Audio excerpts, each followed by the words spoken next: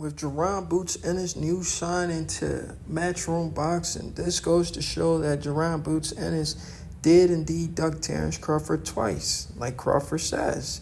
But yet, leave it up to the PBC fanboys who are saying Terence Crawford is ducking Jaron Ennis. They're going to spin the story that Crawford's the one ducking when Ennis clearly ducked. And how did Ennis duck Crawford? Terence Crawford, WBO champion. Jaron Ennis, number 2 contender in the WBO, ranked number 2, had the opportunity to fight Terence Crawford. How did he have the opportunity? The number 1 guy, Virgil Ortiz, turned down a fight with Terence Crawford. So who was up next? The next guy in line was Jaron Boots Ennis. And what did Jaron Boots Ennis do? He leaves the WBO rankings. And how does he do that? He fights this guy, Karen Kukukaki. I can't even say his name. Kukukaki. Karen Chuka Hodson. He fights this guy. Why would he do that? Why would you fight a guy nobody knows for an interim belt when you could have fought for a real belt, the WBO welterweight championship? But instead, he avoided a Terence Crawford smoke. I will always remember this. Me and Boxing Nerd, if you guys been to my channel multiple times, you should know who Boxing Nerd is. I just don't go live like I used to. But Boxing Nerd is a guy I used to run my channel with where we go live all the time. And he's a huge Jaron Ennis fan. And Jaron Ennis is a solid fighter. He's from the city, Philadelphia. I'm from the city. I like the guy, but I just don't like how his career was being moved up until now. I like the fact that he left the PBC because the PBC did Jaron Ennis dirty, and I'm going to explain that as well. But this video is to prove that Jaron Ennis did indeed duck Crawford. He goes and he fight Karen Chuka Hodson, and I remember having a conversation with my guy, Boxing Nerd, saying, yo, Jaron Ennis is about to fight Terence Crawford, bro. We're going to get that fight. Jaron Ennis is ranked number 2 in the WBO. How in the world did Jaron Ennis manage to get... He removed himself from the WBO rankings. You think that's okay? How do you remove yourself from the WBO rankings, bro? When you're number 2, you're right there for a title shot. We know Errol Spence never fights his mandatory. I mean, it's been years since he fought a mandatory, right? Why would you go the direction where a guy refuses to fight his mandatory when you could have went the direction where Crawford fights all of his mandatory? Boxing fans, please tell me, why would you go the direction of a guy who refuses to fight his mandatory instead of a guy who fights all of his mandatory? Somebody, please let me know in the comment section. Jaron Ennis chose to go to IBF. My main goal is IBF. You know why he did that? He always knew he was going to get a free belt. He knew Errol Spence, whether he fights Terence Crawford or not, he was going up in weight. He knew that because he was signed to the PBC. He knew everything that was going on behind the scenes. He knew for a fact he was going to get his hands on those IBF belt with a fight with Spence or without Spence. These have been rumors for years in the sport of boxing. Ennis always told us he was going the IBF route because he always knew he had an opportunity to get a free belt. And that's exactly what happened. PBC helped him get a free belt. And guess what he does? He turns around and he stabs PBC in the back, which is actually great because PBC actually stabbed him in the back by letting him sit on the shelf for a long time and not giving him the fights like the Danny Garcias of the world, the Adonis Ugas of the world, the Keith Thurmans, the Barrios, guys like that. Why? Stanley Jonas. Why isn't PBC? PBC got all those big names over there, and they ain't give none of those guys to Jaron Boots Ennis. That's disgusting. They're doing the guy a disservice. But anyway, moving forward, how did Jaron Ennis duck Crawford? Again, Crawford signed a huge promotional deal with BLK Prime where he wanted to bring BLK Prime into boxing, right? He fights David Avanesian, right? After the David Avanesian fight, he reaches out to Jaron Ennis. Tells Jaron Ennis, listen, come over to BLK Prime and fight me for my title. BLK Prime is willing to pay you a lot of money. What did Jaron Ennis and his team say? His team being his father, they said, we can't fight on BLK Prime because we are loyal to Showtime. But the news is out here that Jaron Ennis is willing to fight on Dazn. So you guys got to understand, when y'all come on the internet and start trolling, y'all got to understand what y'all talking about. Here's a guy who told Crawford he's not interested in fighting Terence Crawford on BLK Prime. He'd rather Terence Crawford come, and he's not even the B side. He's not even the C side. He's not even the D side. He's telling the champion he wants the champion to come on his promotional company to fight him. Do that make sense? A champion is offering you a fight, and you're telling that champion to come on your promotional company. He's not just a champion. He's a pound-for-pound best fighter in the world. He makes way more money than you. He has way more clout than you. And you're telling that man to come fight on your network? You should jump to the idea. PBC did you a disservice by not letting you. They should have said, all right, Jaron, if you want that fight, go get it. We don't want to stand in the way of your money. But they didn't let Jaron take the fight. They didn't let Jaron take the fight because they wasn't making no money. Al Heyman wasn't making his little 33% on Jaron Ennis fighting Terence Crawford. It was bad business for them.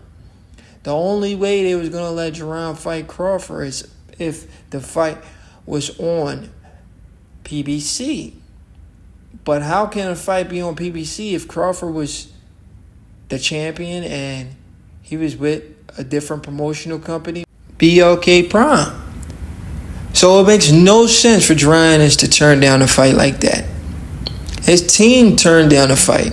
His father is on record saying they wanted us to fight on BLK Prime, do a deal with them behind the scenes. I thought you guys was your own promotional company, Boots Promotion. But you guys are. So if you guys are your own promotional company, Boots Promotion, there is no reason why you didn't fight Terence Crawford on BLK Prime. The only reason we can really say he didn't fight Crawford on BLK Prime is because he was ducking the fight. He was not interested in fighting Terence Crawford. His team didn't believe he could win. They never wanted that fight for Jaron Boots Ennis. This new signing to Eddie Hearn and Matchroom proves that. Jaron Ennis and his team never wanted that Terence Crawford smoke. It was all smokes and mirrors. When Crawford put these guys to the test and he called their bluff, come over to BLK Prime, fight me for my WBO championship, they refused. They said we're loyal to Showtime. We can't fight on any other network but Showtime. Yet fast forward to 2024, they're about to fight on Dazn. If this is not a clear indicator that Jaron Ennis and his team never wanted the Terence Crawford fight, then I don't know what is. Do I need to play every single video where they say they're only interested in going the IBF route? And who had the IBF belt? Errol Spence Jr. If somebody's on record saying I'm only interested in going the IBF route when there's other belts out here, well, Earl had 3. Well, even before Earl had 3, they've always been saying they're interested in going the IBF route. So if these guys are on record saying they're only interested in going the IBF route, how then can fans come on the internet, open their mouth and say Crawford's ducking Ennis, when the proof is out here that Ennis and his team are the one who avoided the fight multiple times. They avoided a fight multiple times. It only makes sense they take the fight now because Crawford's an even bigger draw and is a huge payday. So even if Jaron Ennis lose to Crawford, which he will, they get a huge payday. So these guys are trying to cash out. They wasn't trying to take whatever they were going to get, even though it was going to be more than what they've ever made with PBC. They wanted to wait for the outcome of Crawford versus Spence to really, really cash out. But they were hoping for Earl to win. They didn't want Crawford to win. Crawford winning that fight messed up their plans because they thought they would have got the easier fight in Earl Spence because styles make fights. They feel like they could outbox Earl Spence. They can't outbox Terence Crawford. He has the highest IQ in the sport of boxing right now. He's the most instinctive fighter in the sport of boxing. Killer instincts, high IQ, out of this world. Amazing switch hitter. Punches with you in between your punches. He's a complete fighter, knows how to cut off the ring, unlike Jaron Ennis, who lacks ring generalship and the ability to cut off the ring. And we've seen that in his fight with Karen. So this is all proof that Ennis and his team definitely did indeed duck Terence Crawford. But moving forward, I'm happy that Ennis is not with the PBC no more. The PBC treated Ennis unfairly. We know what they did to Bud, and Bud wasn't even signed with the PBC. They froze Terence Crawford out for 5 years. So boxing fans can go around saying Crawford's only fought one champion in 4 years, Jeff Horn.